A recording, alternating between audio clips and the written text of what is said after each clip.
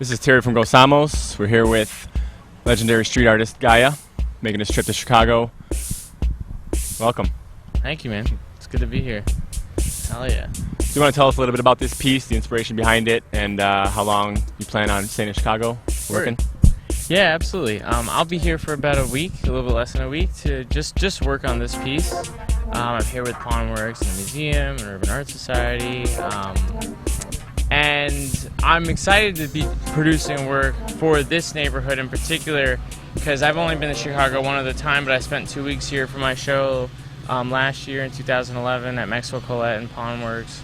And it was just nice to be able to return here. You know, there's so many amazing murals already in this neighborhood. There's such incredible food in this neighborhood.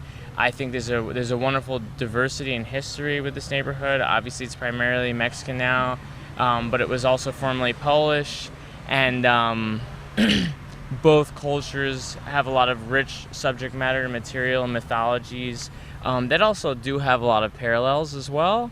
So I was very interested in producing a mural that spoke to both of those worlds, so the one that is in the past and the one that is currently existing in this place, but also have a tumultuous composition because of just sort of as an expression of just constant succession and urban change and transformation in neighborhoods. And you know, this will one day maybe not be a Mexican neighborhood one day. You know, you can never tell how things change and shift.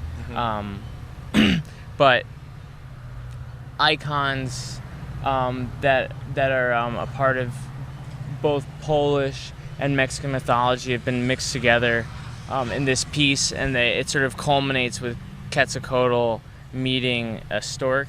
They have very similar bodies and similar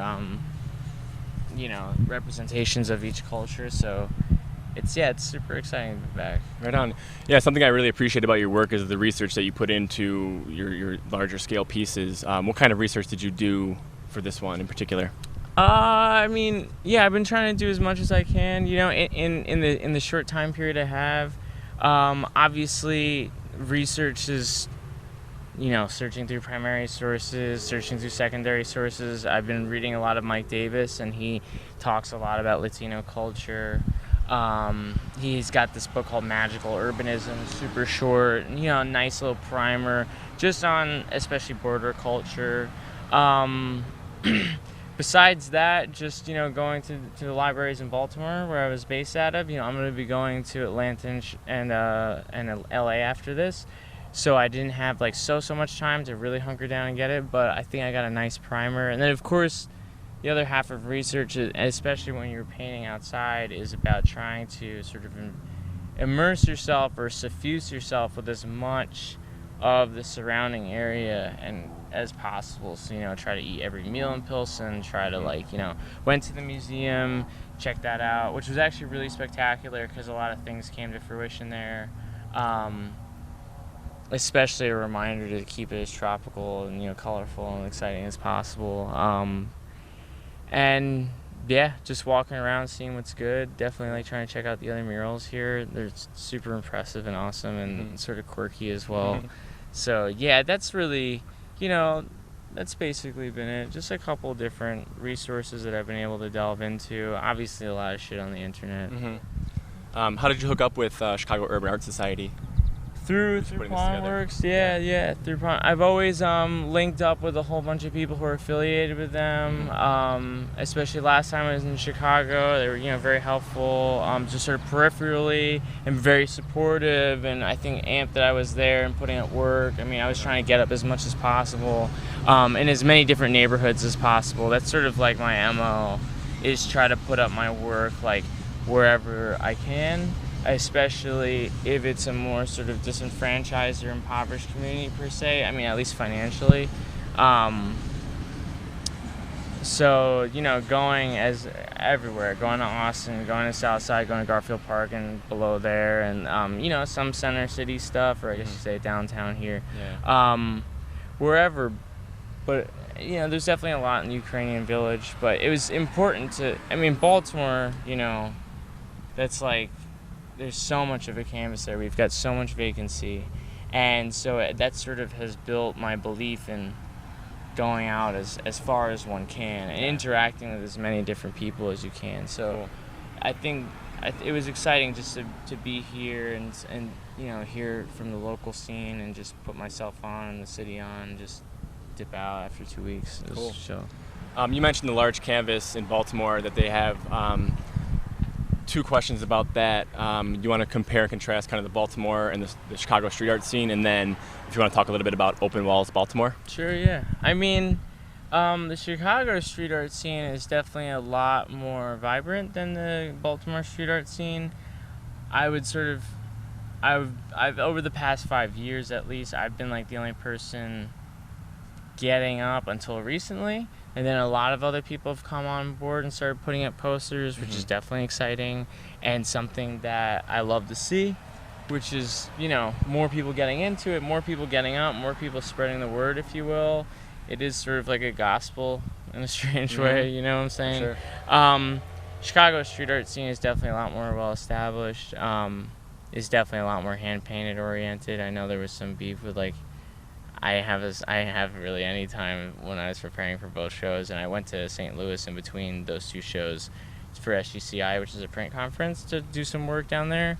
So it was like I was printing all my stuff, so there was like some criticism regarding that, but which is chill. I mean, I do a lot of hand painted work as well, but it's all logistics. So very much oriented around hand painted posters. Maybe not so much about the bombing, like very basically quality versus quantity, which is always admirable. And obviously the graph scene is hard. It's extremely hard, and Baltimore's graph scene is more oriented around sort of cutty spots, rooftop spots, trackside spots, sort of like transport hubs, if you will, not so much about street level shit, which, to be frank, I'm down for, because I always have to think in both ways. It's like, obviously, personally, I love to see, like a crushed spot, but I also have to think about what other people think. So I try to make work that crosses that bridge between, the personal artist and their motivation and drive, and then sort of the community sort of oriented mindset and reception. So I see a lot of graffiti everywhere. It's like, it's chill for me, but it's like that, I don't know, that building, or like, I don't know how, no one on the street has ever been like, yo, that fucking hand style is great. Like, that looks dope. Like, everyone's like, what the fuck does that say? Like, no. And, obviously that's not what writers are about. And, like, that's super chill. So, it's definitely, the graph scene here is a lot heavier than in Baltimore, which is always exciting. And the buff is definitely significantly less strong than I've heard it has been in the past. So Let's get in there. we'll see what the repercussions are, sort of in that battle between the two worlds, if you will. But yeah, and then Open Walls was a project that I curated and organized in conjunction with a nonprofit called Station North, which is a liaison for this arts district, which is a neighborhood that I live in. And it was funded by the National Endowment for the Arts and PNC Bank. It was awesome. It was just me, the executive director, Ben Stone, his assistant, Rebecca Chan, and like myself, and it was just the three of us putting it on. It was amazing. We got to paint 23 walls, more or less. Paper only for a couple of them, like the swim poster and the Jet Centerama work. Otherwise, it was all large scale, fully painted, fully rendered, put on by Sherwin-Williams, a couple stuff from 94 and Iron Lac. But, the pieces were pretty remarkable. And especially for Baltimore, which gets slept on so often, which is a very quiet city, if you will, very provincial at the same time, very insular. It was nice to bring a whole bunch of international attention to the streets of Bmore, because it is totally perfect for a street art mural canvas, if you will. We have thousands of abandoned buildings, and I would obviously like to see the city just loosen those up and then just creatively find ways of dealing with vacancy, either vacancy values programs, which they've pursued in the past, affordable housing, and or just making them like free range for crazy shit, like, you know, super dope projects, turn a blind eye maybe, you know, like just let shit unfold. It was sort of an opportunity to show Baltimore what's possible, and show Bopa what's possible, and show the government what's good. And it was definitely brought a lot of pride to people in the city. You know, there was obviously a lot of reticence as well. You know, there was a lot of latent fear of gentrification, especially what the murals would bring potentially. Obviously, that hasn't manifested itself in any sort of form or fashion, which is positive in my case. I'm sure Greenmount West especially would like to see some more private investment.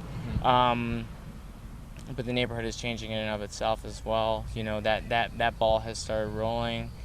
But I think it's a nice, healthy balance. So it was for personally, it was a beginning to do some real outreach. It was a learning experience, and significantly more to do, especially in my conversation with the community that is there. I was trying to find, some universal aspects of artwork that we could produce publicly that would be extremely exciting and awesome, but also something that really spoke to the neighborhood. So it was super dope. And I'm very happy with the outcome. I would love to see it happen again. I mean, obviously the funding is questionable right now, but Open Walls 2 would be the shit. Right on. Yeah, definitely. I want to talk a little bit about your subject matter too. Here you've got a lot of animal bases. Yeah. You're kind of known for that. But you also do large-scale portraits. Sure. How do you come to decide on what you're gonna paint? Shit. It's weird. It's like you have an initial idea, and that sort of just determines the direction you go in. And sometimes you're blessed with like thinking about something that sets you off in the right direction, and sometimes you like don't get it right and you go on another one. And so I do a lot of artwork that is about how the urban landscape has been shaped politically and fiscally, if you will, and it's just sort of mapping the topography of power through the built environment.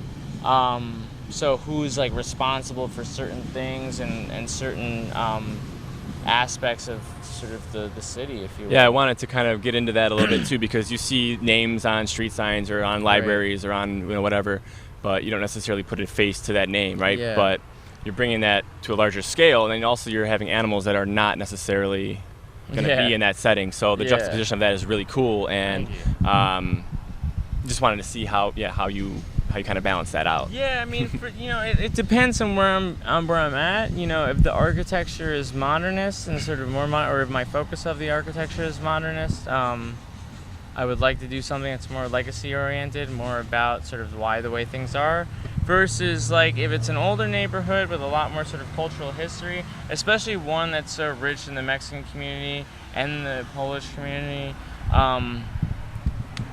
With that, with the magical realism that exists in Mexican muralism and the sort of surreal tropical vibe, it definitely led me in a place that was more about sort of narrative storytelling through color and form, and like just more figurative work versus more sort of didactic, almost education, sort of informative work. That can be a lot more challenging.